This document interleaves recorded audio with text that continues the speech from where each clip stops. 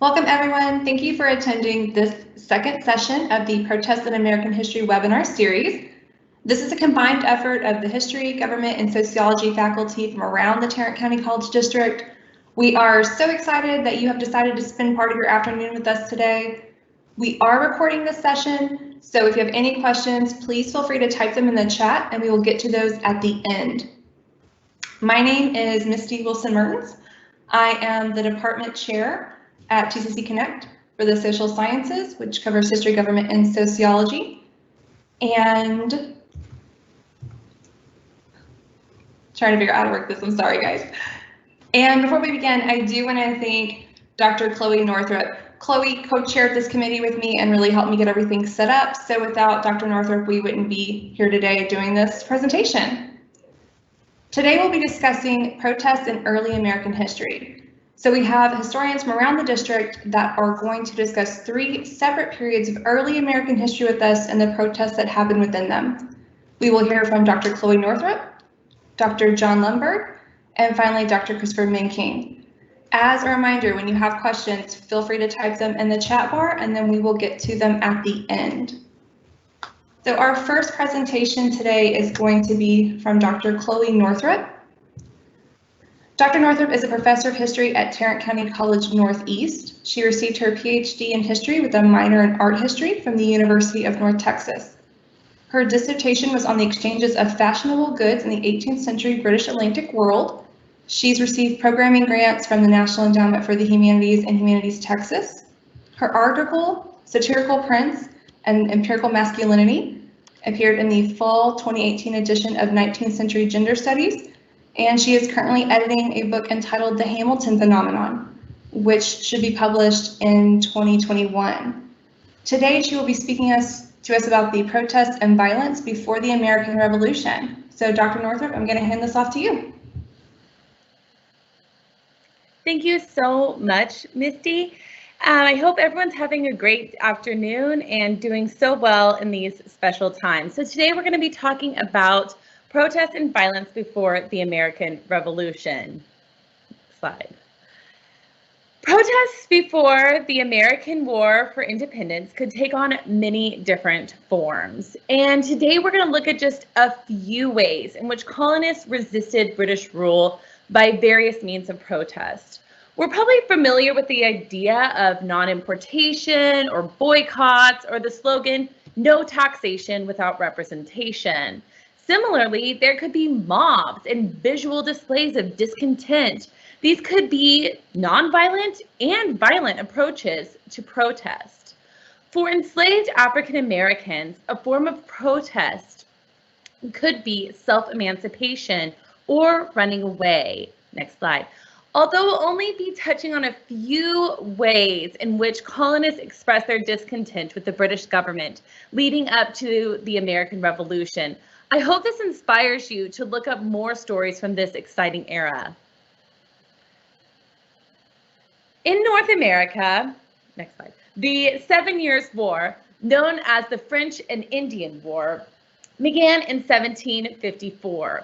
Colonial forces fought on a larger scale than previous engagements, and this helped to forge links between the colonies and different colonial legislatures. And this would end up opening up a rift that would never be healed between the Atlantic seaboard colonies and the British mother country.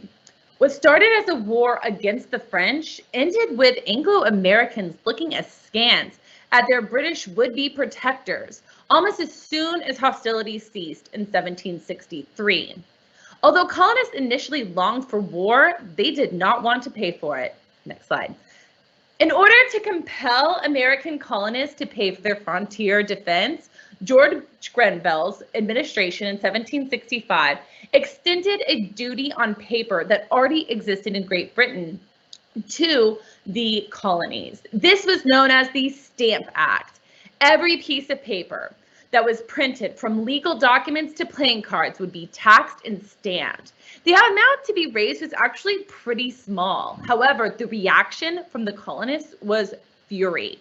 They viewed this as an attempt to illegally tax them without consent from their legislatures.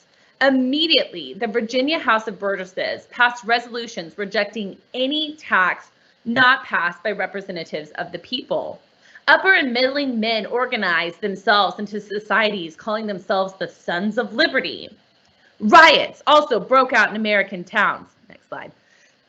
The protesters often displayed jackboots, these military boots, to show who they thought was responsible for this tax. These discontented colonists hung effigies of despised British officials.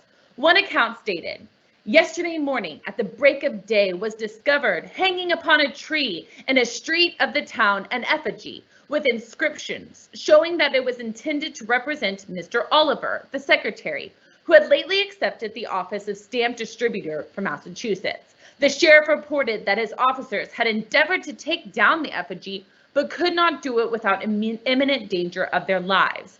I think currently we're probably not too familiar with effigies, but they were often used in the 18th century. Sometimes they were hung from buildings, and other times these effigies were publicly burned. Another report stated, "It now grew dark when the mob, which had been gathering all afternoon, came down to the townhouse, bringing the effigy with them, and knowing we were sitting in the council chamber, gave 3 huzzas by way of defiance and passed on.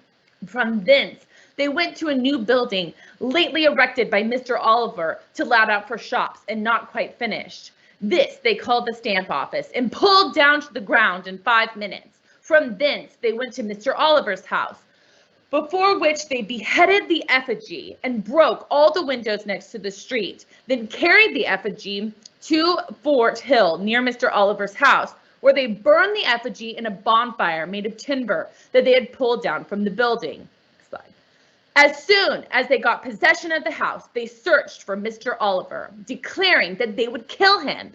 Finding that he had left the house, the party set out to search 2 neighboring houses, in one of which Mr. Oliver was, but happily they are diverted from this pursuit by a gentleman telling them that Mr. Oliver was gone with the governor to the castle. Otherwise, he would have certainly been murdered." Next slide. On August 26th, a mob attacked the governor Thomas Hutchinson's house. According to one account, they went to work on the house with a rage scarce to be found by the most savage people. Everything movable was destroyed in a most minute manner, except for such things of value carried off. The house they resolved to level to the ground, though due to the thickness of the walls, they were prevented from completing their purpose. The next day, the streets were found scattered with money, rings, etc., which had been dropped and carrying off. The whole loss in this house is reckoned at £3,000 sterling, and accounting for inflation, according to my calculations, this is hundreds of thousands of dollars of damage today. Another form of protest that took place that year was when 9 colonies came together to New York to discuss the Stamp Act. They agreed to 14 different resolutions, including a goal of getting the Stamp Act repealed, which ended up being successful in March 1766. Still another form of protest came with the resolution to boycott British goods. In Philadelphia and in Boston and many other port towns, they agreed to stop doing commercial business with Britain until the Stamp Act was repealed. So, for instance, in New York, 200 merchants agreed not to buy any British goods until the Stamp Act was repealed. So boycotts were a really effective way of engaging in protest without the destruction of property. And as women were often the ones who made purchases for the home, their commitment to boycott is a really important element of this success. So women showed their commitment not only by boycotting, but also by wearing homespun goods to show their commitment to this cause. This level of resistance against the Stamp Act was just unprecedented in the 18th century in the British Empire. This idea of no taxation without representation was incredibly new and challenged this British idea of virtual representation. Those who could not vote were supposed to be indirectly represented by legislatures. So formation of colonial congresses as an alternative to the British Parliament seemed rather ominous. And the Stamp Act to colonists, though, seemed to be an assault on their liberty. Likewise, the two acts we see on the screen right now, the Sugar Act, which actually lowered the tax on molasses but made it enforceable in a different way, and the Currency Act, which forbade colonial money, just basically killed the Grenville administration. And the new Rockingham-led ministry repealed the Stamp Act, but at the same time passed this thing called the Declaratory Act that just said Parliament still had, quote, full power and authority to make laws and statutes of sufficient force and validity to bind the peoples of the colonies of America, subject of the Crown of Great Britain in all cases whatsoever. And colonists celebrated the repeal of the Stamp Act and kind of just ignored the Declaratory Act. Next slide. Benjamin Franklin thought that the Declaratory Act was just to save face and said no future ministry will attempt to tax us. And he was wrong, because Rockingham's ministry is out next, and Charles Townshend became the Chancellor of the Exchequer. Slide. He revived anger with the Revenue Act of 1767, which was better known as the Townshend Act or Townshend Duties. And this established duties on things like glass, lead, paper, and tea on these colonists. Now, this was met with a little less ire than the Stamp Act. However, a whole nother round of boycott on British goods was organized. So by 1769, all the duties were dropped except for the one on tea. Next slide. In 1770, by that year, soldiers are going to be billeted in Boston. And Ben Franklin said, indiscretion on the part of their armored people or of the soldiery, I'm extremely apprehensive, may occasion tumult. And if blood is drawn, there is no foreseeing how far the mischief can spread. Next slide. Because, well, in March of 1770, a riot caused by Boston townspeople against the military garrison ended with this volley of musket fire and 5 deaths. This event was really propagandized by colonists, and we see this in this visual rendition here that was engraved by Paul Revere. The colonists were able to craft an image that depicted a peaceful protest met with a firing squad. And while the actual event was far more murky, harnessing this visual narrative can definitely be seen in a lens of protest. Slide. While combining force with nonviolent boycott movements, there's another kind of next level here as well, and that's with tarring and feathering. While the use of tar and feathers were actually quite an old form of punishment, it will be resurrected in the colonies as early as 1766. It started in Virginia and then moved up to New England, and by 1770 there was at least 13 victims of tarring and feathering. They were all either customs inspectors or informers, people who were supposed to be like enforcing things like the Townshend duties. And this was kind of like a war of intimidation. And they would basically get protesting merchants would be able to harness groups, including like young men or sailors, apprentices, to come together. And this was really successful in deterring tax collections, as one could imagine. So sometimes this was done on a clothed person, and other times they would strip down the person and tar and feather them. So there's an element of pain here, but there's also, I would say, an element of humiliation as well, like this public humiliation. Sometimes they would actually tar and feather personal items of these individuals, and other times they would even, at one point they tar and feathered a horse. And by 1773, it was not just tax collectors, but they were also tarring and feathering loyalists or suspected loyalists. And even women joined in these public rituals as well. Probably the most famous destruction of property in the pre-revolutionary era is the Boston Tea Party. The Tea Act of 1773 allowed the British East India Company to sell to colonists directly. So British government could collect the tax, and actually the price of tea in the colonies dropped with this. And if the British government thought that this would make everything okay, they were incredibly wrong. Colonists dumped about 10,000 pounds worth of tea, which some estimate is about over 18 million tea bags. That's a lot, and it's worth over $1 million today. And this was sponsored by committees of correspondence and most likely the Sons of Liberty, with members who may or may not have been dressed like Native Americans. And this event just pushed the British administration over the edge. And in response, they're going to pass the Coercive or Intolerable Acts, which is seen as one of the last steps before the actual shooting and war began in 1775 with the shooting in Lexington and Concord. And just as a side note, my shirt I'm wearing today says "Spilling the Tea since 1773," and it's my patriotic shirt for this talk today. And next slide. So the final event I'm going to talk about today actually happened a few months after the first shots were fired, and then those first shots kind of marking the beginning of the American Revolution in our story. But I think this merits kind of talking about in the lens of protest as well.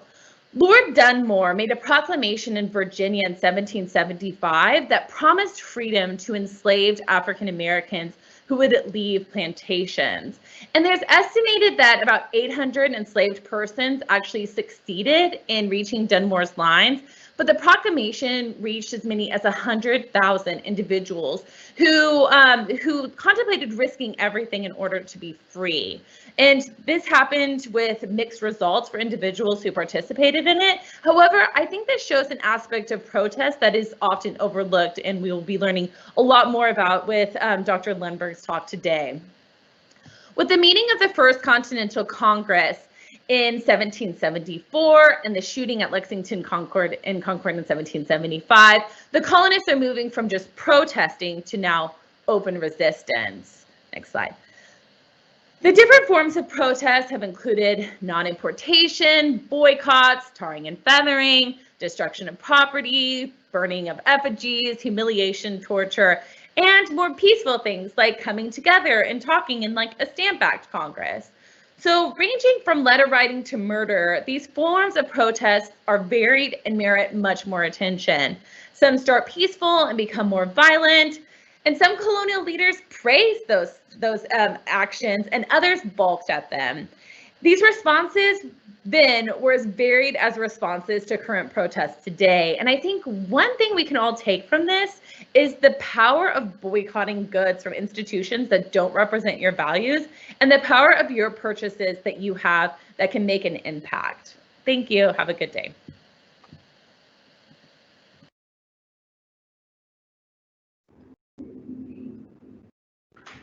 Thank you, Dr. Northrup. If you guys have any questions for her, please put them in the chat and we'll get to them at the end. Our second presenter today is going to be Dr. John Lundberg. Professor Lundberg is a professor of history at the Tarrant County College South Campus. He holds a PhD in history from the Texas Christian University. I should know that, I went there. And is the author of a book and more than a dozen articles and book chapters on subjects about Texas history, the American Civil War, slavery, and Reconstruction. He is currently at work on a manuscript titled The Texas Low Country, Slavery and Freedom in the Gulf Coast. And today he is going to talk to us about slave protests in early American history. Thank you, Dr. Lundberg. Thank you. And thank you, Dr. Northrup. That was fantastic. I enjoyed that talk. So let's talk about, this is, I think it's a different way to look at protest. Enslaved African Americans, I mean, of course, they've been present in the colonies from almost the very beginning, certainly present in Spanish colonies that would become part of the United States longer than English colonies. But let's talk about some of the major rebellions that occurred, and these are enslaved individuals who are partaking in violence and rebelling as a form of protest. The first major and the largest protest prior to the American Revolution in British North America took place near the Stono River in South Carolina. Slide.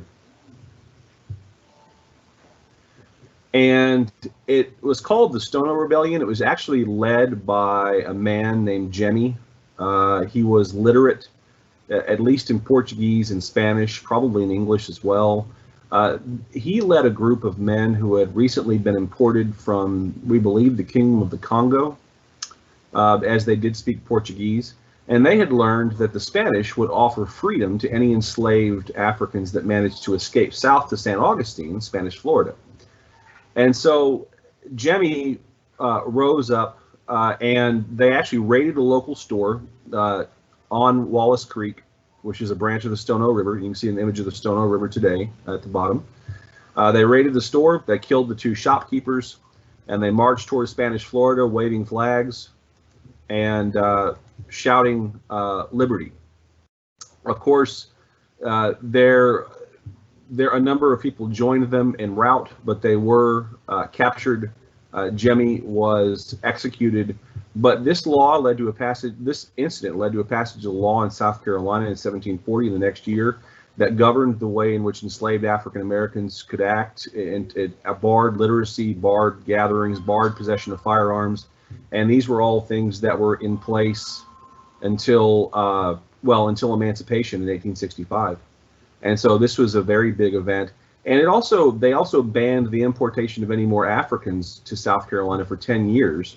And so when we think about the early U.S. government banning the international slave trade, we might think of it in the context of what they didn't want to happen with newly arrived Africans, because it looks like Jemmy may have led these men in September 1739, and they may have actually been soldiers. So, that's a major problem for enslavers. Slide. The next one I want to talk about, this incident occurred led by Gabriel Prosser near Richmond, Virginia in 1800. Gabriel Prosser was born at Brookfield, a tobacco plantation in Henrico County, Virginia. He had 2 brothers. They were all held in bondage by the same enslaver, Thomas Prosser, who owned Brookfield. And Gabriel was literate. He planned the revolt during the spring and summer of 1800. On August 30th, he intended to lead enslaved people into Richmond, but the rebellion was postponed, and then ultimately they were found out. And Gabriel and his followers were executed. And you can see an image of what Richmond, Virginia would have looked like around 1800. They intended to capture Governor James Monroe at that time of Virginia. And so this was a pretty big deal. Just recently, Governor Tim Kaine of Virginia gave a posthumous pardon to Gabriel Prosser and his co-conspirators. And so anyway, slide.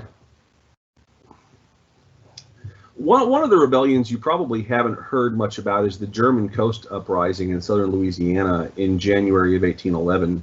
Actually, January 8th, 1811, which made it exactly 4 years to the day before the Battle of New Orleans, in which Andrew Jackson saved New Orleans from the British.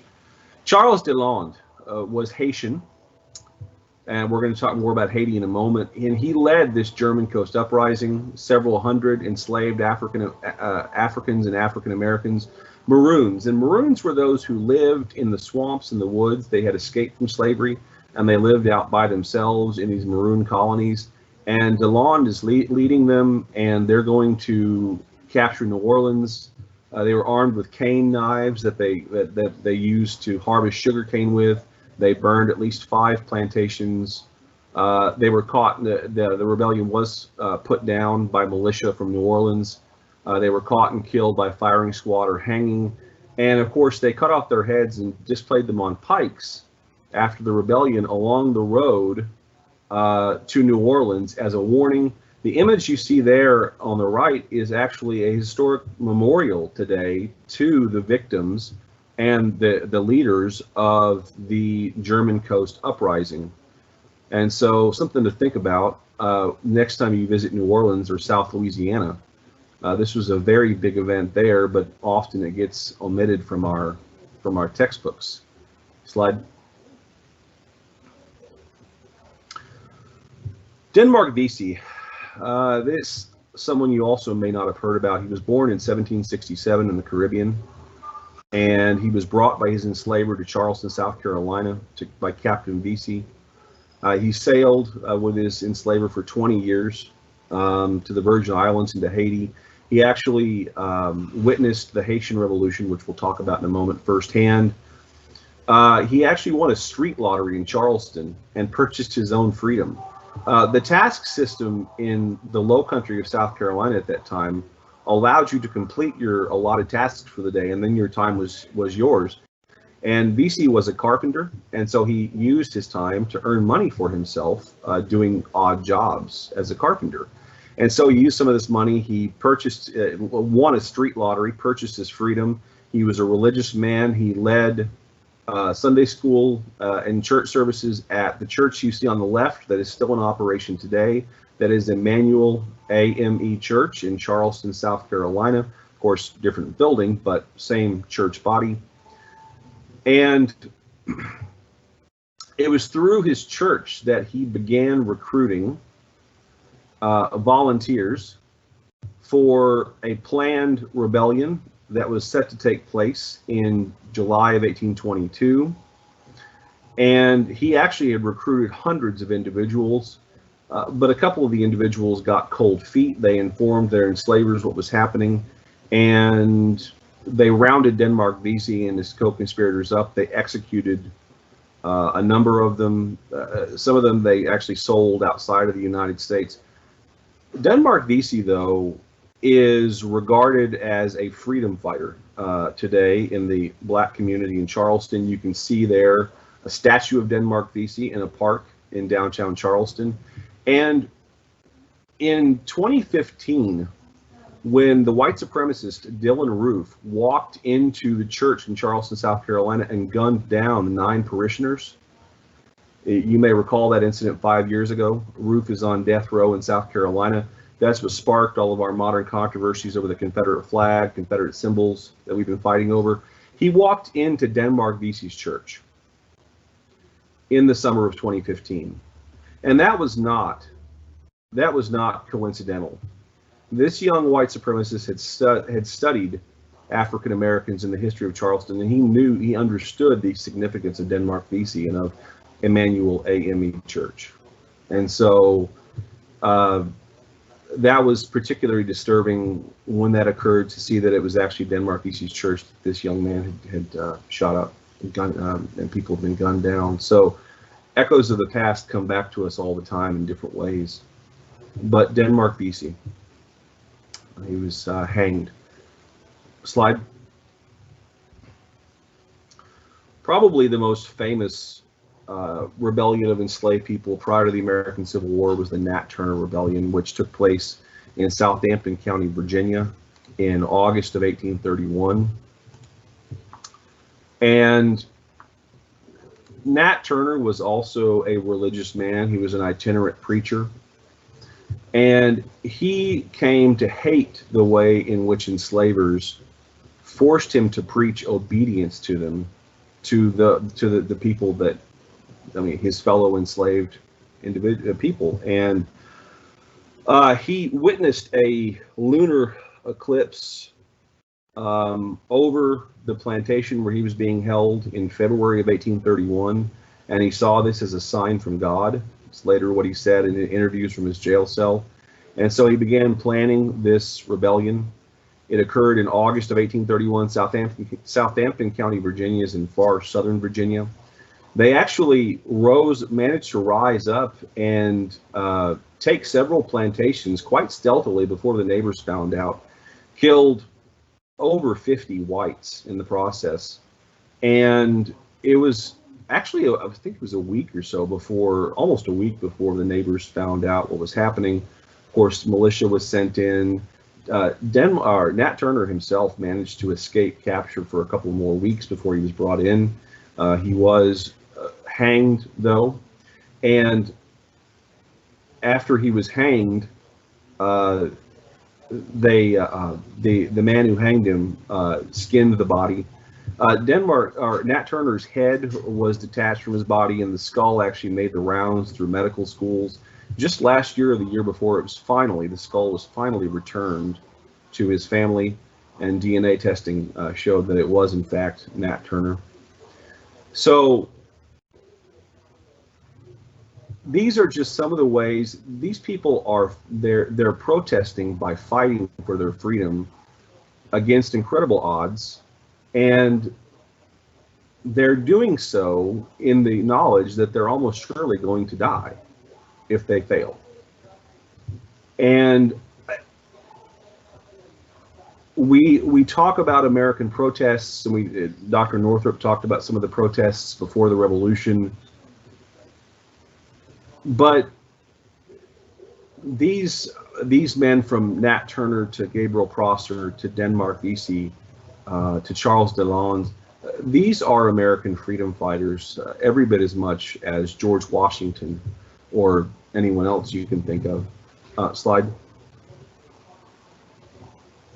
Now, a little bit afield from American history, but an event that had a huge impact on the world as a whole, the Haitian Revolution.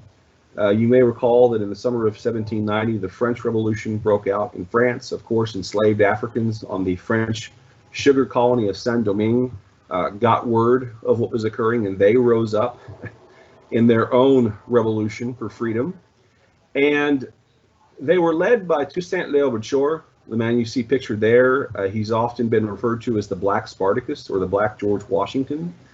And Toussaint, they actually won their freedom. The French Revolutionary Assembly in 1794 actually recognized them as independent, as free, the universal rights of man.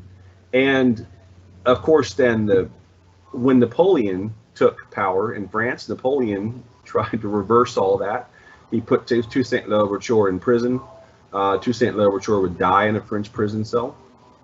But the rebellion continued on even without Toussaint, and the Haitians managed to defeat not only the French, but the Spanish and the British, who also tried to take that area. I mean, it was very lucrative because of all the sugar plantations. And Napoleon, this is the reason that the French under Napoleon took back ownership of the Louisiana Territory following the French and Indian War. If you recall, the French gave it to the Spanish in 1763, and the Spanish then returned it to the French in 1801. But it was because New Orleans needed, Napoleon needed a base of operations to operate against Haiti, and that base of operations was New Orleans. And when Napoleon realized that he was not going to conquer the Haitians, that's when he allegedly threw up his hands and shouted, "Damn colonies, damn sugar, I renounce Louisiana." And that's when he agreed to sell the Louisiana Territory to the United States and to President Thomas Jefferson. And Haiti then became the second oldest republic in the history of the Western Hemisphere, behind only the United States, and has remained an independent republic to this day. And the Haitian Revolution is the only successful rebellion of enslaved Africans in the Western Hemisphere, and it's quite the story. I wish I had more time to devote to it, but I wanted to end it on a positive note, on a rebellion that succeeded, as opposed to the ones that occurred in what is now the United States. But so that's it. These are freedom fighters, from Toussaint Louverture to Gabriel Prosser to Nat Turner. Thank you.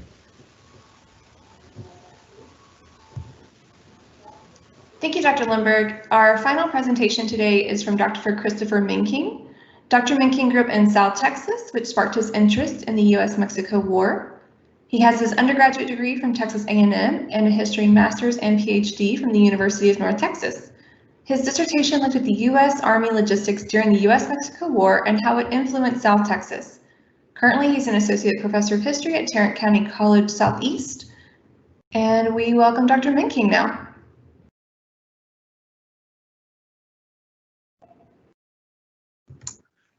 Howdy, everybody.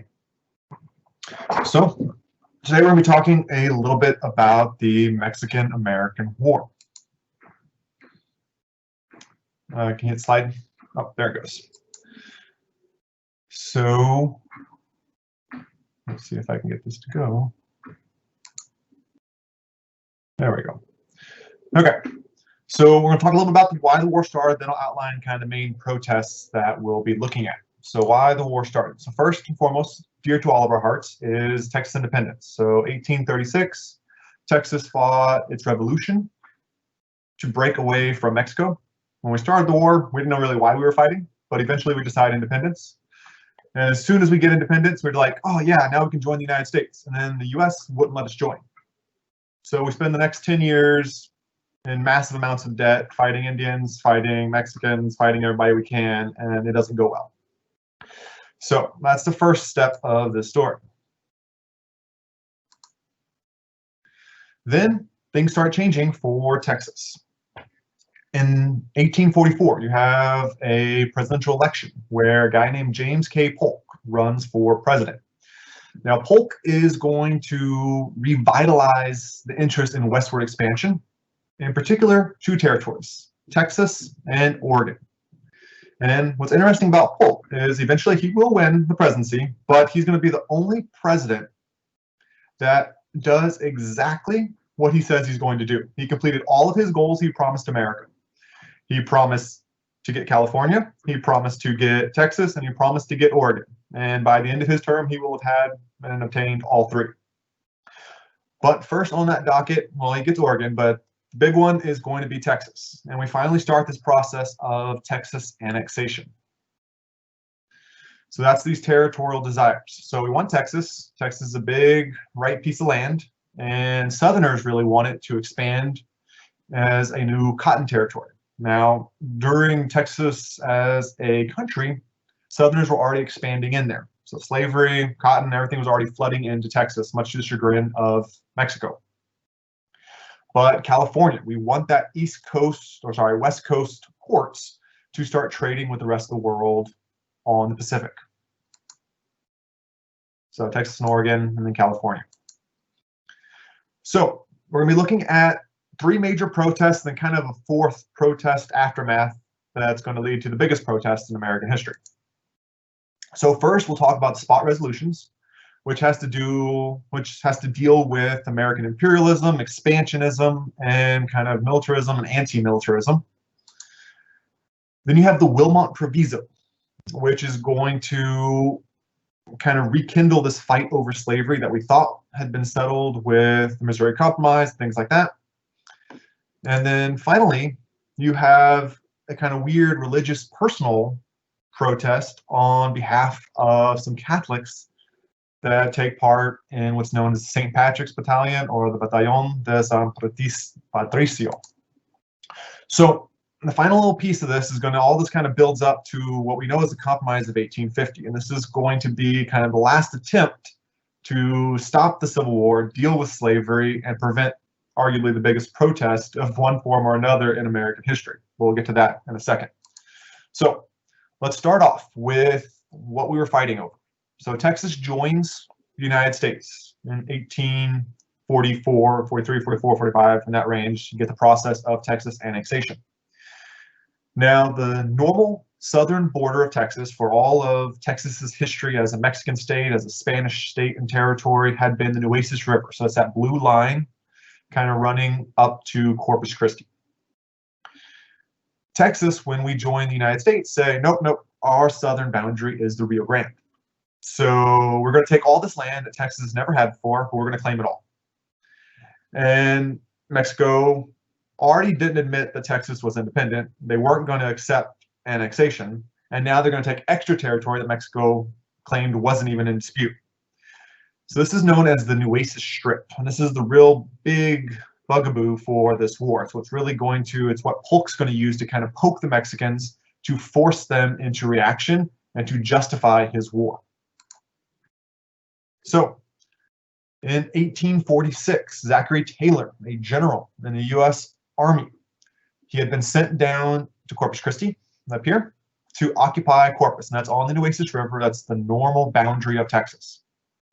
But Texas, and by default the United States, claimed the Rio Grande. So they decided to send Zachary Taylor's army all the way down to the Rio Grande, to the city of Matamoros. Now, we had no real claim to this land, but we're trying to get as much as we can with the annexation of Texas. So what we're basically doing is we're taking a stick and poking Mexico like you would poke a fire ant bed, and there's only one result of that. The Mexicans are going to fight back. They think this is an invasion of their territory, and they're going to fight back. And what happens is in kind of April, May 1846, as Zachary Taylor's army is marching south, One of his scouting parties runs into a Mexican scouting party just up the river from Matamoros, and it's going to be known as Thornton's ambush. And the big problem here, so there was some fighting, a small shootout occurred, but one American soldier will be killed. And this is going to give Polk the justification he feels he needs to wage war. So, Polk's reaction to Mexico's refusal to give over the New Strip and to sell California, plus the death of this soldier, he says the cup of forbearance had been exhausted even before the recent information from the frontier of the Del Norte. Now, the Del Norte is the Rio Grande River. So he goes on to say, American blood has been shed upon American soil. Now, keep in mind, the place where the soldier died was disputed territory that had always belonged to either Spain or Mexico and never had belonged to Texas. And that's where the first kind of protest that we're going to talk about occurs. This guy, I don't know if you can recognize him. He changes by the time we know him. He personally doesn't feel he's too attractive as is, so he grows a beard, and we'll know him as Abraham Lincoln. So this is kind of his first stint in the U.S. Congress. He's going to propose something called the spot resolutions. Now, he pulls out a map, and he tells the president, tells Congress, he's like, okay, you want to go to war? Fine, we'll go to war. But first, show me what spot this actually happened on.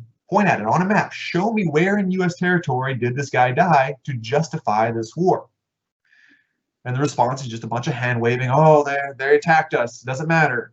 And you have him and several other politicians in Congress trying to do this, trying to get this kind of stop what they feel is an imperialistic and an unnecessary war. So he goes on. Was the land with the bloodshed ever in the control of Texas or the United States? Which we know is a no. And then if it was always Spanish or Mexican territory, do we have a cause for this war? Which is a no. But you got to understand, American imperialism, American greed for land at this point in time was this insatiable lust. Just like the Spanish with their lust for gold, Americans have a lust for land during this time period. We want this westward expansion. So despite these spot resolutions, despite all of this, nothing happens. So you have this big resistance, this effort to try to stop the war, to at least justify the war beyond just territorial acquisition. But all of this pretty much falls on deaf ears. Even sympathetic people that are opposed to American imperialism still like the idea of annexing Texas, still want to stand strong against what they feel is Mexican aggression or an affront on American sovereignty. So right at the beginning of the war, we have our kind of second form of protest. And this is going to deal very directly with slavery. So you have a politician named David Wilmot. He's going to propose something known as the Wilmot Proviso.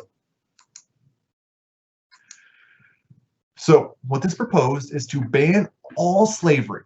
So no ability to own slaves at any of the territory taken from Mexico. Now, this is already making a huge assumption. We haven't fought a battle yet.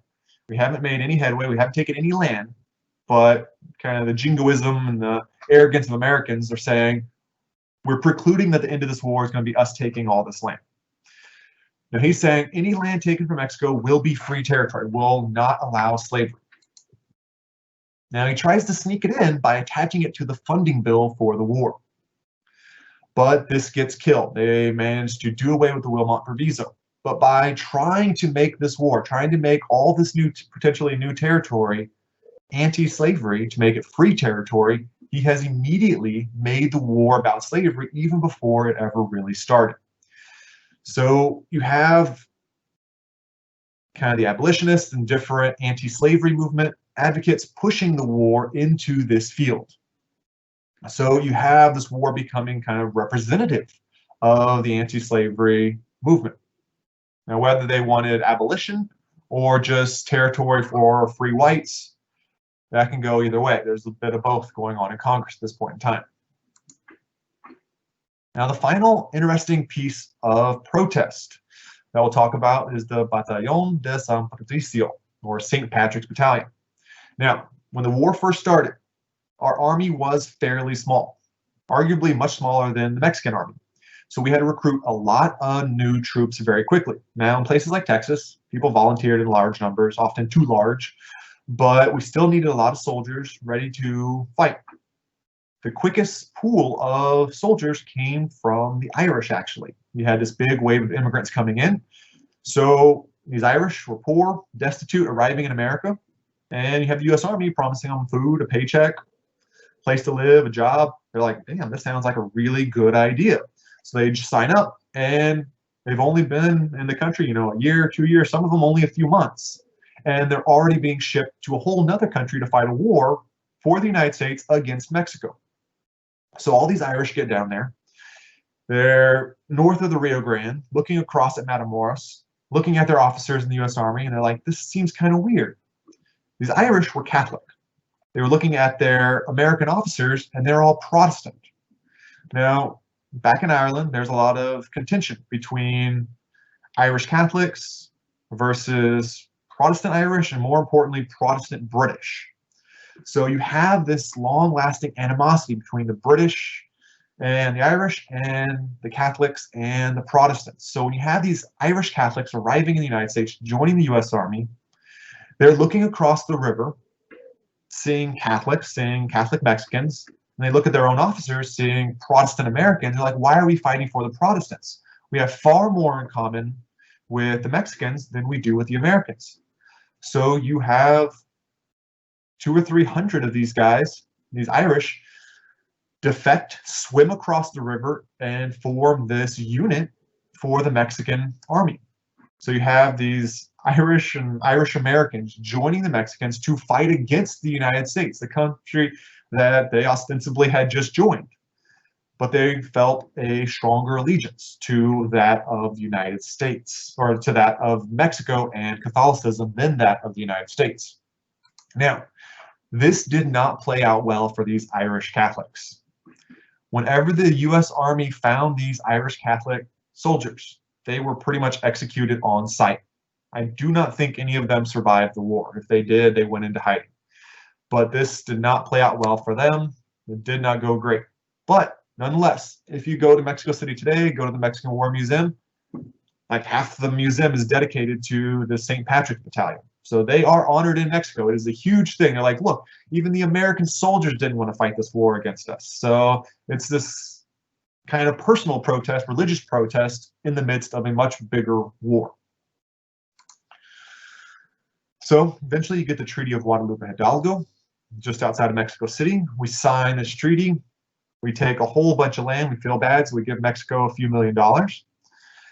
And this brings us to kind of this issue. We have taken all this land from Mexico. It's known as the Mexican Cession. So some claim it's legitimately taken because of a war. Some say it was unjustly taken out of imperialism and unfair situation. But nonetheless, we have acquired all this land. And you can kind of see in the middle, that Missouri Compromise line only goes up to kind of the little peninsula of Oklahoma.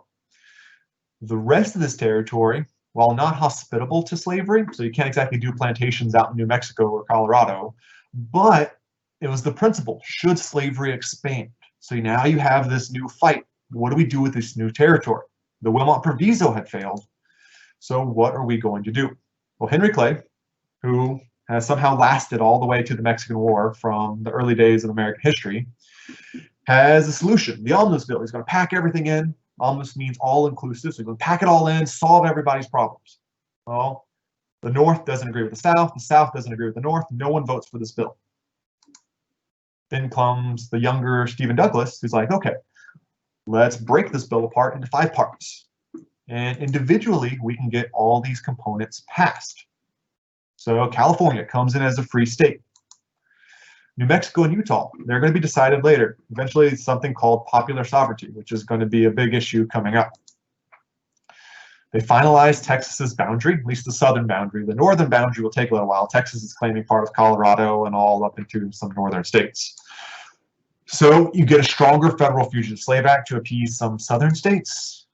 And then they end the slave trade in Washington, D.C. because they feel it's kind of bad. A country that's dedicated to freedom and liberty is selling people within the sight of our Capitol buildings. So Not perfect, but you see how some of it appeals to the North, some of it appeals to the South, some pro-slavery, some anti-slavery. Now, this is kind of the last-ditch effort to appease the nation. So both Henry Clay and Stephen Douglas thought this might solve enough of the problems to prevent civil war. But when you take U.S. history, you'll learn the 1850s does not go well. It blows up. You have a whole slew of protests that are going to take all different forms that will erupt and eventually lead to the Civil War. But it's what happens with this Mexican War. It's what happens with this new territory. Things like the Wilmot Proviso, the start of the war being imperialistic, all this kinds of stuff shapes and conditions the United States to be ready for war and be more willing to go to war when we get to the American Civil War. Thank you all for listening today, and I think we're going to head over to questions now if anyone has any.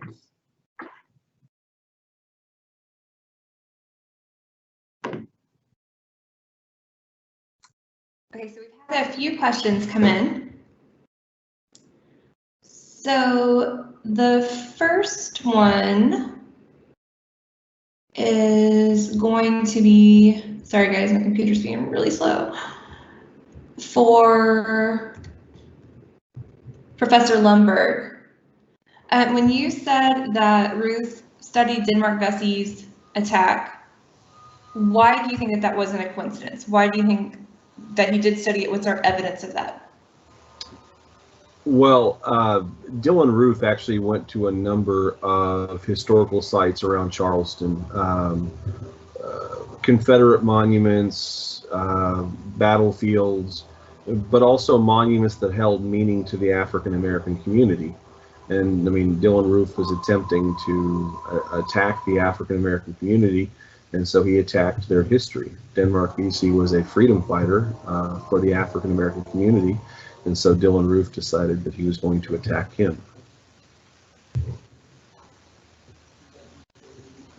Thank you. So I think this next one is directed towards Dr. Minking.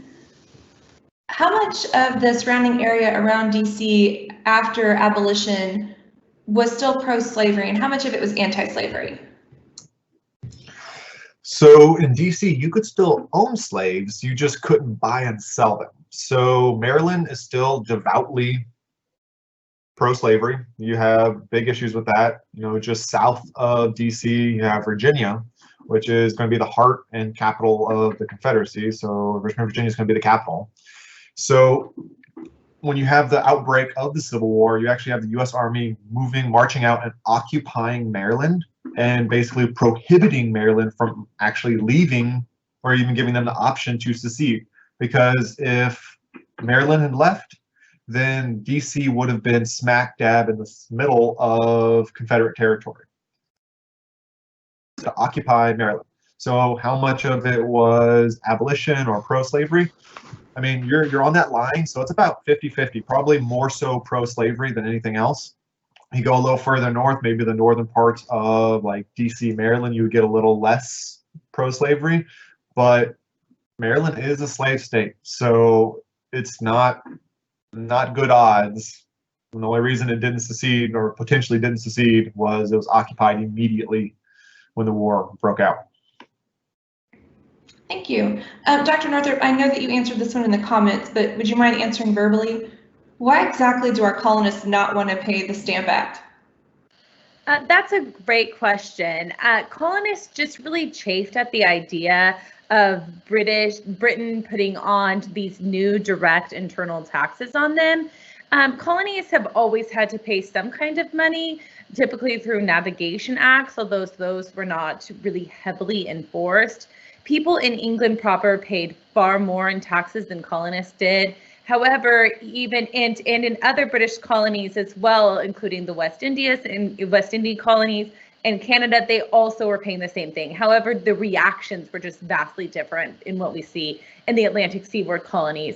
And so often we think about the ones that we kind of think about the ones that rebelled rather than like the entire British Atlantic world and how that kind of was operating. But things cost money. And that's why they needed to pay, and they just did not want to. And it became a fundamental kind of thing of principles about who is able to tax and how that's going to then be collected. And they were just not understanding one another. I did see another question about forms of visual, like how do people kind of visually sometimes show that they were in protest? And one thing I didn't mention in my talk was about liberty poles. And I really love liberty poles, but they kind of didn't fit in. And sometimes in some places, these were liberty trees that would be erected, and the British would cut them down, and then they would just have another one that was a liberty tree as well. And sometimes these effigies were hung from liberty trees. But liberty poles are really interesting. They actually go far back in history, and kind of to show your discontent, you would like erect a pole in your, sometimes in your yard or in other places, often with like a liberty cap on the top of it. And these were actually brought back again during the Alien and Sedition Acts in the late 18th century. People put them up again kind of to show their visually that they were in protest with certain things. And I'm just going to say also, I would love to bring back liberty poles as well. So if anybody wants to like don them, that is something that I'm definitely behind. And also I saw this week, and this has nothing to do with protests, but I said the word musket earlier and it made me think Colonial Williamsburg just opened a musket range that people can go and like test out. And so if anybody's ever there and does it, please let me know. I'm really fascinated about these kind of, places of reenactment that people are still kind of participating and learning more about, like living history. And I know in Texas, we don't really have so many spots from the 18th century that we get that kind of same colonial vibe. But it was just something I saw on the news this week that was kind of interesting. Thank you. Dr. Menking, why do you think a large portion of Americans supported the Mexican-American War when there's not really a logical reason to support it?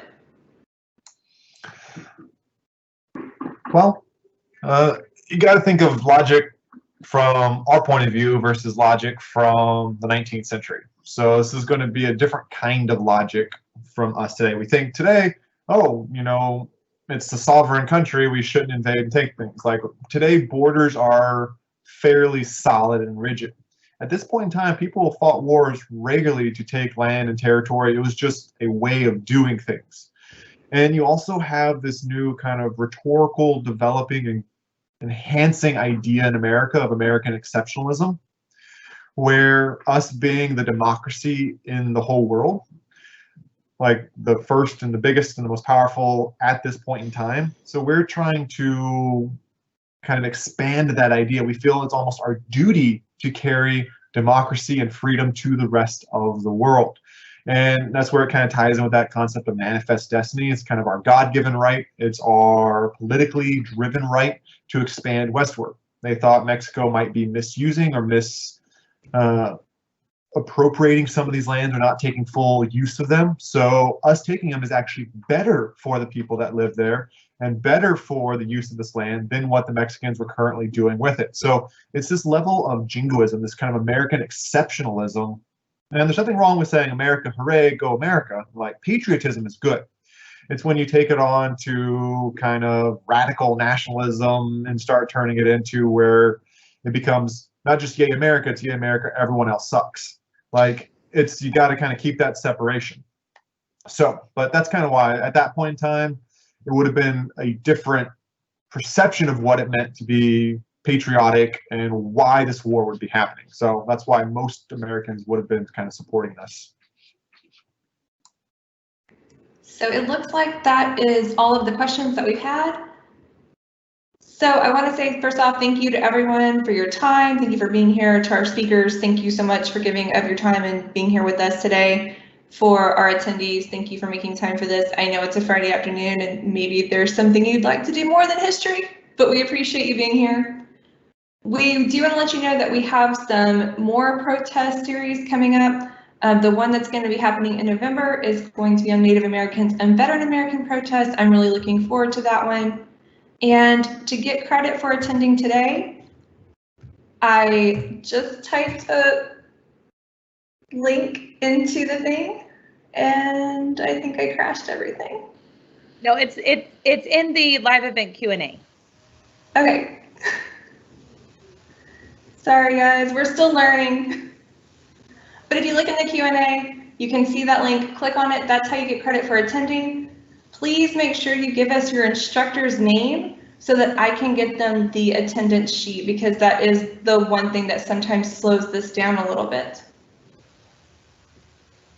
And if there are no more questions or comments, we're going to close today out. Thank you, everyone. Oh, Dr. Northrup, just real quick, Chloe. Yes, we're still I live. actually Yes. have a black powder musket with ammunition and all that. So if you ever want to go to a firing range, I'm totally cool with that. Thank you. I might take you up on that. Thank you so Yep. much, Dr. Lundberg. Sure.